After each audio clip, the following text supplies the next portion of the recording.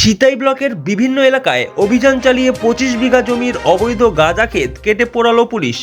মঙ্গলবার বিকেল পর্যন্ত সিতাই ব্লকের আদাবাড়ি গ্রাম পঞ্চায়েতের কাজলিকুড়া সিঙ্গিমারি নদীর চরসহ ব্রহ্মোত্তর চাতরা গ্রাম পঞ্চায়েতের বিভিন্ন এলাকায় গোপন সূত্রের খবরের ভিত্তিতে বিশেষ অভিযান চালিয়ে আবগারি দপ্তর ও সিতাই থানার পুলিশের যৌথ অভিযানে 25 বিঘা জমির অবৈধ গাঁজা ক্ষেত কেটে পুড়িয়ে দেয় পুলিশ।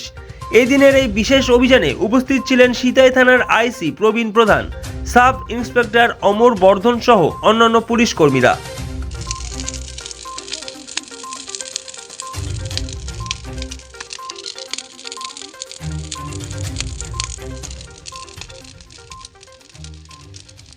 Sponsored by Vishal অ্যাম্পোরিয়াম।